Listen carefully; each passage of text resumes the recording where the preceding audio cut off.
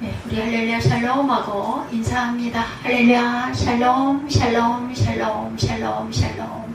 하나님 사랑합니다. 여러분 주 안에서 사랑합니다. 오늘 본문이 마태복음 6장 9절 우리 전주 말씀 나오는 내용과 같은 주기도문이죠. 주기도문의 뜻은 주님이 가르쳐 주신 기도문이라는 말이지 주님의 기도문이라는 말은 아니죠. 가르쳐 주신 우리에게 기도를 가르쳐 주옵소서 오늘 제목이기도 합니다. Teach us to prayer just as John 이렇게 얘기하고 있습니다. 제자들이 우리에게 주여 기도를 가르쳐 주옵소서.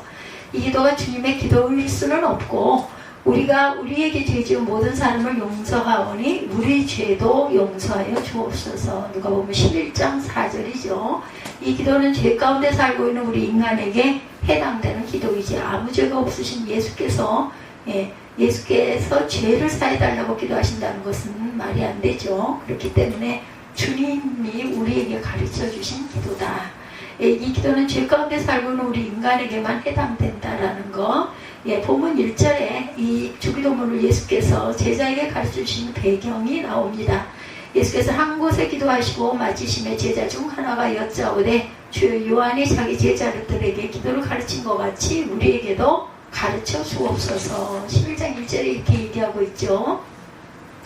예수께서 기도하시는 모습을 보면서 제자들은 우리도 예수님처럼 저렇게 기도할 수 있으면 얼마나 좋을까 하는 부러운 생각이 들었던 것 같아요. 당시에는 종교 공동체에서 지도자들이 제자들에게 기도를 가르쳐주는 일들이 일반적이었다고 그래요. 세례 요한도 그의 제자들에게 기도를 가르쳐 주었기 때문에 자기들에게도 예수께서 기도를 가르쳐 주시기를 바라는 마음으로 기도를 가르쳐 달라 이렇게 부탁을 하게 된 거죠. 이런 제자들의 요청에 예수님은 너희는 기도할 때 이렇게 하라 하시면서 제자들에게 기도문을 가르쳐 주십니다. 이 기도문은 주문처럼 생각해서 주술을 외우들 중얼거릴 것은 아니고 주기도문은 기도에 담겨 있어야 할 최소한의 내용 이러이러한 부분으로 기도를 해라. 기도가 그 지향해야 하는 것에 대한 모범. 주기도문은 매우 간결하면서도 짧은 기도 속에 우리가 기도해야 할 핵심 내용들이 들어있어요. 주기도문에 담긴 핵심은 하나님의 영광을 위한 기도, 이 땅에 하나님의 나라가 이루어지기를 위한 기도, 그리고 우리의 필요를 위한 기도 이렇게 세 부분으로 나눌 수가 있죠. 주님의 영광, 찬양, 그 다음에 하나님의 나라가 이 땅에 임하게 다 예수 믿고 구원받게 해주옵소서. 그리고 또한 나의 이러이러한 문제들이 이렇게 있나이다 하는 기도입니다. 앤드류 머레이는 이것은 기도의 모범이며 따라서 이거는 기도의 영감이다 이렇게 얘기를 하고 있어요. 맞죠? 영적인 부분입니다. 우리가 기도하는 것은. 스탠리는 이 주기도문은 기독교의 가장 위대한 그리고 가장 유일한 보편적인 기도이다. 예를 들면은 모험, 해답지 같은 이런 순서로 이렇게 간결하게 기도를 하되 말씀에 입각해서 기도를 해라. 오늘 말씀에 기록된 주기도문을 통해서 우리가 무엇을 위해 기도해야 할까? 첫째, 하나님의 영광을 위해서 하라고 그러시죠. 본문 2절에 예수께서 이르시되 너희는 기도할 때 이렇게 하라. 아버지여 이름이 거룩히 여김을 받으시오며. 2절이죠. 첫 번째 기도의 내용은 하나님의 영광을 위한 기도가 되어야 한다는 것을 가르쳐주고 있습니다. 우리가 편히 있을 때도 맨 앞에는 그죠? 안녕하셨습니까? 하고 더위에 어떻게 지내십니까? 이렇게 인사하잖아요. 똑같은 내용입니다. 기도라면 우리 자신의 필요 때문에만 기도하는 것으로 생각하기가 쉽고, 그래서 하나님 내게 이것저것 필요하니 빨리 도와주옵소서 하고 아주 급하게 필요한 사항만 줄게. 근데 그런 건 있어요. 어떤 한 순간에 딱 마음에 왔을 때 총알기도다 이런 얘기도 하죠. 짧게 아버지 저 이거 구합니다 이거 할 수는 있습니다. 왜냐하면 이런 사람들은 항상 일상에 하나님과 항상 함께 동행한다라고 여기는 그런 마음밭들이 있을 때 그렇게 할 수는 있어요. 그리고 나서 아멘 끝하고 기도를 끝맺으려고 하는데 예수께서 가르쳐주신 기도문에 의하면 우리의 기도의 최우선은 먼저 하나님의 이름이 거룩히 여김을 받기 위하여 기도해라.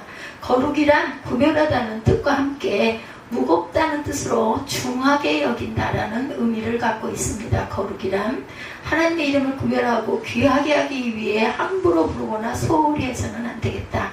하나님은 스스로 거룩하시지만 문제는 우리가 그 이름을 거룩하게 하지 않는 데 있다. 당신의 이름이 거룩히 여김을 받으시옵소서. 이렇게 기도할 때 온 인류와 특히 믿는 사람들, 예, 이름이 거룩히 여김 받으셔야 한다는 거죠. 예, 나로 말미암아, 누구로 말미암아? 믿는 자들로 말미암아 그 이름이, 주님의 이름이 거룩히 여김을 받으셔야 한다. 하나님의 이름이 거룩하게 여김을 받아야 한다. 하나님은 스스로 거룩하시지만 우리에 의해 거룩히 여김을 받으셔야 하겠다. 주님의 이름이 거룩히 여김을 받으시도록 기도하는 것은 첫째는 내 안에서 하나님이 존귀하신 분으로 모시고 있습니다 라는 고백이기도 하다라는 거.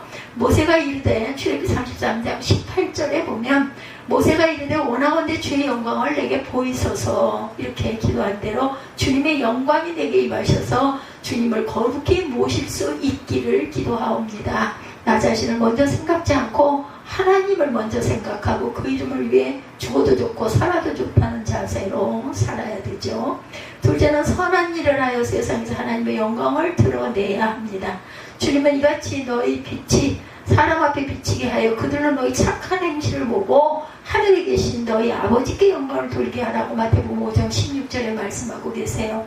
우리가 어떻게 해서 그 모습을 보고 하나님께 영광을 돌리는, 예, 그러한 너희 삶이 되어야 한다, 이렇게 얘기하는 거죠. 마태복음 5장 16절에.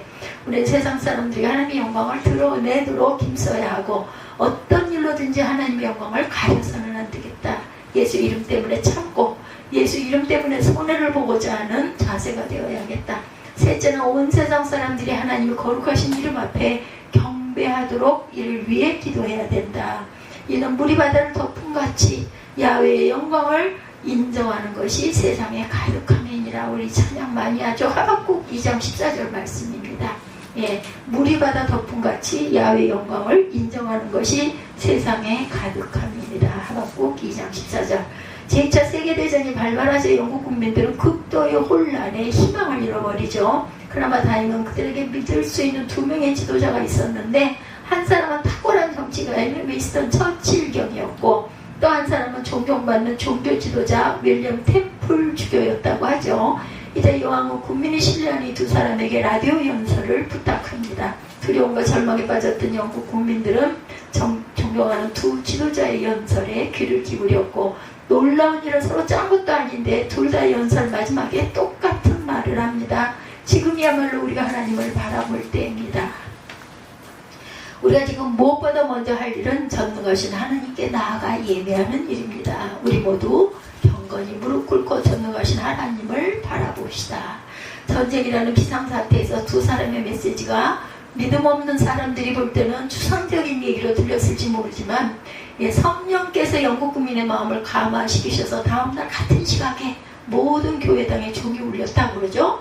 그 종소리와 함께 전 국민의 70% 이상이 335 짝적 각각 교회에 나가 하나님께 예배합니다. 이로 인해 국민의 마음은 안정되었고 하나 되어서 전쟁에 대처할 수 있는 용기가 용솟음쳤다라고 역사는 기록하고 있어요. 둘째, 이 땅에 하나님의 나라가 이루어지도록 하나님의 영광을 위해서 기도하고, 예, 두 번째는 하나님의 나라가 이 땅에 이루어지도록 기도해야 합니다. 2절 후반절에 나라가 임하옵시며 라고 말씀했는데, 이것은 하나님의 사역을 위한 기도, 이 땅에 하나님의 나라가 이루어지도록 우리는 늘 기도해야 되겠다. 우리 하나님의 나라가 이루어지도록 복음을 전하기도 하고 그리스도의 사랑을 전하기도 하고 평화가 이루어지도록 힘을 써야 된다. 이 모든 일이 이루어지기 위한 일을 뿐만 아니라 이를 위해서 먼저 우리가 기도해야겠다. 우리의 관심이 자신의 욕심과 이기적인 생각에만 머물러 무엇을 먹을까, 무엇을 입을까, 무엇을 마실까, 예, 거기에 생각하기 쉽지만 예수님은 말씀하시죠. 예, 마태복음 6장 33절에 너희는 먼저 그의 나라와 그의 의를 구하라. 그리하면 이 모든 것을 너희에게 더하시리라. 그 나라와 의를 위해서 기도하기만 하면 나머지 너희 구할 것은 내가 아니 내가 채워주겠다 얘기하시는 거예요. 먹는 일, 마시는 일, 입는 일보다 먼저 하나님의 나라다. 하나님의 나라를 위해 기도하면 다른 것은 채워주시겠다고 약속하세요. 우리는 하나님의 나라의 사역을 위해서 늘 기도해야 합니다. 한 미국 사업가가 불신자였을 때 한 번은 서부의 어떤 도시를 여행하다가 호텔을 잡으려는데 여행객이 너무 많아서 방을 구할 수가 없었다고 그러죠. 히튼 호텔에 비싼 방은 있으리라 생각했지만 그것도 역시 매진이었다고 합니다. 어디서잖아 난감해하고 있는 한 신사가 와서 제 방이 2인실이라 침대가 하나 있는데 같이 주무시겠습니까? 얼마나 고마웠겠어요. 그래서 그 신사의 방에 함께 갑니다. 그가 막 잠자리에 들렸는데 신사가 먼저 주무세요. 조금 저는 할 일이 있습니다. 불을 꺼드릴게요. 라며 불을 꺼주더랍니다. 그는 속으로 저 사람이 어두운 데서 도대체 뭘 하려고 저러나 하고 자는 척하고 보았더니 침대 앞에 무릎 꿇고 그가 자는데 방해되지 않도록 소리를 줄이며 조용히 기도하더라는 거죠. 그는 속으로 이렇게 생각합니다. 저 사람은 예수적이거나 좀 이상한 사람이 아니겠는가. 그것도 아니면 인생에 매우 절박한 문제가 있나 보구나. 그 다음날 아침에 일어나 그는 신사에게 묻습니다. 크리스찬인 모양이시죠? 기도할 문제가 많았습니까? 하고 물었대요. 너무너무 문제가 많습니다. 무슨 문제인데요? 나라 문제입니다. 나라 문제라뇨? 우리나라가 여러모로 위기에 처해 있지 않습니까? 선생님 도대체 누구십니까? 이렇게 해서 명함을 교환했는데 그의 명할머니 국무장관을 지내는 분이셨다고 합니다. 그는 예수를 믿지 않았지만 국무장관이 나라 문제로 그렇게 간절히 기도하는 그런 모습을 보고 크게 감동을 받아서 그 국무장관의 아침 기도 자리에 참석하고 예수님을 영접했다고 그래요. 셋째, 우리의 필요를 위해 이제는 기도해야 되겠죠. 하나님의 영광을 위해 기도하고 나라를 위해 기도하고 우리에게 이제는 날마다 일용할 양식을 주시옵고 우리가 우리에게 죄 지은 모든 사람을 용서하오니 우리 죄도 사하여 주옵소서. 우리를 시험에 들지 말게 하옵소서. 누가복음 11장 3, 4절이죠. 여기서 우리의 필요를 세 가지로 말씀하지만 이것은 우리가 가장 필요한 과거와 현재와 미래에 대한 모든 것이 포함되어 있습니다. 우리의 죄를 우리의 날마다 일용할 양식을 주시옵고 현재예요. 그죠? 우리가 우리에게 죄 지은 모든 사람을 용서하니 우리의 죄도 사하여 주시옵고 과거죠. 우리를 시험에 들게 하지 마옵소서. 이건 미래입니다. 이렇게 세 가지로 현재, 과거, 그리고 미래. 일용할 양식은 오늘의 문제, 죄를 사해달라는 기조는 어제의 문제, 시험에 들게 하지 마옵소서는 내일의 문제로 모든 시제를 여기에 포함하고 있습니다. 그리고 우리 일상적 생존을 위해 일용할 양식을 구하라고 하시면서 이웃과 관계의 평화를 위해 우리에게 죄 지은 모든 사람을 용서하오니 우리 죄도 사하여 주옵소서라고 말씀하시고 또 영적 전쟁의 승리를 위해 우리를 시험에 들게 하지 마옵시고 다만 악에서 구하옵소서라고 기도하라고 가르치세요. 먼저 일용할 양식을 위한 기도, 우리에게 날마다 일용할 양식을 주시옵고 어떤 이는 이런 것은 우리가 일하고 노력해야 할 문제지 기도한다고 될 문제인가? 라고 말하는 사람도 있을 겁니다. 그러나 먹는 양식도 하늘에서 허락하지 않으면 인간이 아무리 열심히 일하고 노력해도 먹지를 못합니다. 야곱은 하나님이 나와 함께 계셔서 내가 가는 이 길에서 나를 지키시고 먹을 때과 입을 옷을 주시라고 창세기 28장 20절의 말씀 얘기하죠. 먹을 양식과 입을 옷을 위해서 기도했어요. 하나님이 허락지 않으시면 손에 가득 쥐고 있는 쌀 한 톨도 먹을 수가 없어요. 그렇죠? 그거 많은 걸 아무리 가졌으면 뭐합니까? 부자가 어땠어요? 잔뜩 곡식을 추수해가지고 창고를 넓혀서 놓고 이제 많은 양식이 있어 나는 부자가 되고 걱정할 일이 없구나 했는데 그 밤에 내 영혼을 데려가면 그 모든 건 다 누구의 것이 되겠느냐 하나님이 말씀하시죠. 병원에도 보면 돈을 가득 쌓아놓고도 먹지 못해 죽는 사람들이 많이 있습니다. 로버트 번스는 말합니다. 어떤 사람은 먹을 것이 있는데 먹을 수 있는 건강이 없고 또 어떤 사람은 먹을 수 있는 건강은 있는데 먹을 것이 없어요. 하나님 제게 먹을 것도 주시고 먹을 수 있는 건강도 주시니 감사합니다. 이 기도가 우리의 기도가 되어야 하겠죠. 먹을 것이 있어도 우리가 건강하지 못하면 그게 소화가 되질 못해요. 먹을 수도 없습니다. 주님이 허락하셔야 먹을 수 있다. 우리 호흡도 마찬가지죠. 내가 숨을 항상 자유롭게 쉬니까 아무 신경이 안 쓰이지만 만약에 호흡기가 딱 막혔다 하면 아무리 건강한 몸일지라도 그 순간 우리는 죽고 만다라는 거, 많은 걸 가져서도 아무 소용이 없다라는 거. 2차 대전 직후 한 부인이 식료품점에서 성탄절 만찬에 아이들이 먹을 수 있을 만큼의 식료품을 달라고 식료품점 주인에게 가서 사정을 합니다. 돈이 얼마나 있어? 라고 주인이 물으니 남편이 전쟁에서 죽고 기도밖에는 정말 아무것도 드릴 것이 없습니다. 라고 대답을 했다고 그래요. 당신의 기도를 종이에 써주면 무게만큼 식료품을 주겠어. 놀랍게도 부인은 접혀진 종이를 주면서 우리 애가 지난밤에 아파서 옆에서 간호하며 기도를 적어두었죠 라고 대답을 하더랍니다.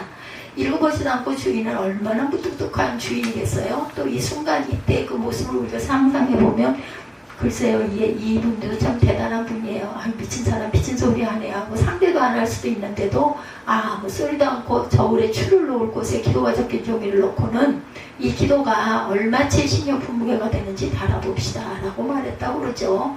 놀랍게도 빵 한 덩어리를 놓았는데 저울은 꼼짝을 안 합니다. 다른 식료품을 올려놓아도 저울은 움직이지 않자 주인은 당황합니다. 드디어 저울에 더 이상 올려놓을 수 없으니 당신이 봉지에 필요한 만큼 담아가시오. 나는 바쁘니 하고 퉁명스럽게 말했어요.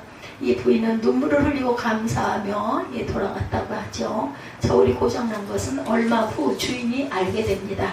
그 후 주인은 가끔 의아해한다고 그래요. 왜 그 부인이 미리 기도를 써가지고 왔을까? 왜 그 부인이 저울이 고장났을 때 하필이면 그때 왔을까?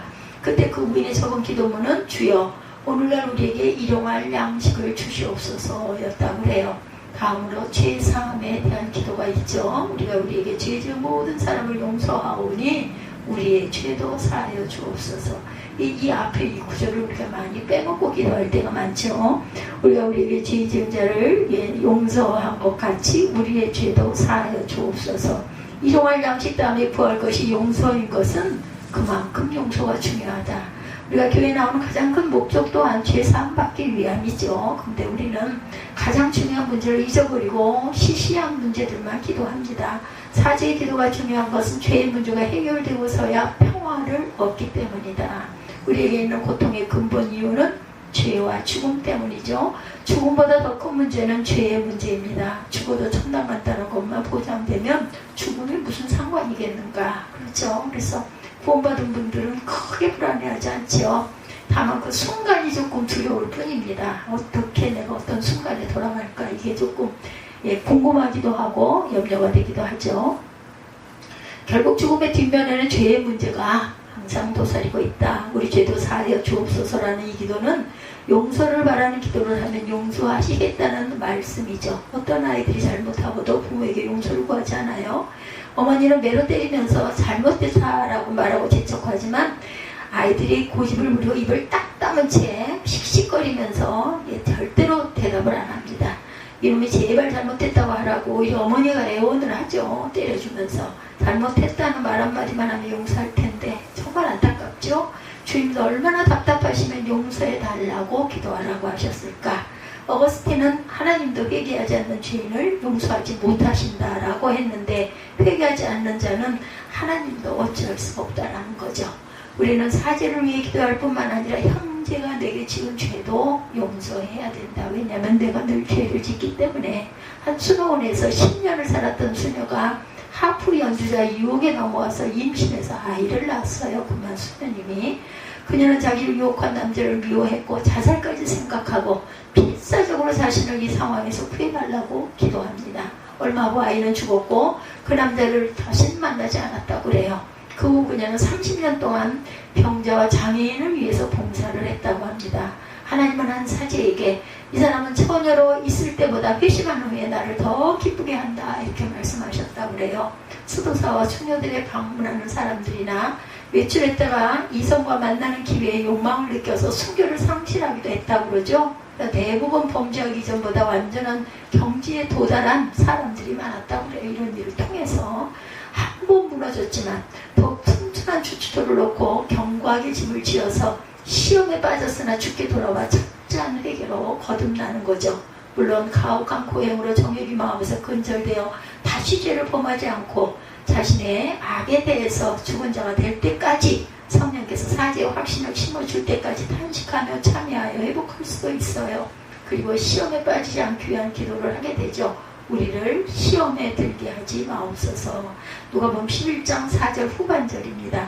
마태복음에는 우리를 시험에 들게 하지 마옵시고 다만 악에서 구하옵소서라고 하고 있어요. 우리가 시험과 악함 속에 빠져 있다면 그것은 악한 자의 계략 때문이다. 우리 오른쪽에 현수막들이 바뀌었죠. 이제 한번 살펴보시기 바랍니다. 사단의 계계가 항상 어디에나 교회에도 그렇게 있죠. 어떤 상황을 통해서 기도하지 않고 우리는 결국 악한 자와 영적 전쟁에서 승리할 수가 없어요. 그러므로 기도하지 않는 것은 얼마나 위험한 일인지 모릅니다. 우리가 기도 없이 하나님의 도움을 거절하고 살아간다는 것은 아주 무모한, 특히나 크리스찬에게는 있어서는 안 되는 일. 어느 사업가가 사업이 바쁘다고 주일에 예배를 못 드리고 기도도 못하고 뛰어다녔어요. 그렇지만 자신은 못 가도 아들은 교회 학교에 출석을 시켰다고 해요. 근데 어느 날 그 아들이 자전거를 타다가 교통사고를 당합니다. 사업가는 병원에 입원해 누워있는 아들에게 달려가 손을 꼭 잡고 아들을 바라보고 있는데 아들이 아빠 너무 아파요. 나를 위해 기도해 주세요 라고 말하더라요. 그래서 그는 난 어떻게 기도해야 할지 모른단다 라고 아버지가 대답을 합니다. 아들은 계속 기도를 해달라고 졸랐고 그가 계속 모른다고 하자 아들이 교회에서 배운 주기도문을 읽어달라고 합니다. 그래서 그는 아들에게 주기도문을 읽어주었다고 그래요. 기도를 할 줄 모르니 그거 보고 읽어주었겠죠. 하늘에 계신 우리 아버지여 이름을 거룩히 여김을 받으시오며 우리가 우리에게 죄 지은 자를 사하여 주목같이 우리 죄를 사하여 주시옵고. 그 아버지는 이 부분을 읽다가 그만 눈물을 쏟으며 자기 죄를 회개했다고 그래요.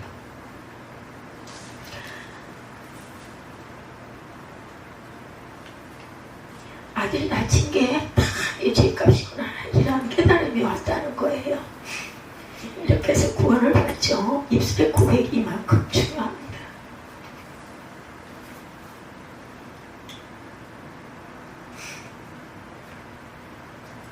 그가 눈물을 흘리며 주기도문을 읽고 나자 아들이 잠들었대요. 잠든 아들의 모습을 보면서 하나님을 떠났던 죄의 눈물로 간절히 회개하고 아들을 고쳐주시기를 기도했다고 그러죠. 얼마 후에 아들은 의사가 깜짝 놀랄 정도로 빨리 완쾌하게 되었고 그 아들이 병원에서 퇴원했을 때 그는 하나님 앞에 날마다 간절히 기도하는 믿음을 갖게 되었다고 합니다. 스위스의 정신과 의사이며 20세기 최고의 심리학자인 칼 융의 명성을 듣고 미국의 백만장자가 비행기를 타고 찾아왔더라고 해요. 그는 불면증에 시달리며 온몸이 아픈 사람이었어요. 근데 융은 특별히 치료도 해주지 않은 채 소개장을 하나 써주면서 한 수도원장을 찾아가십시오 라고 말하더랍니다. 그래서 그런 모스크바 근교의 수도원 원장을 찾아갔어요.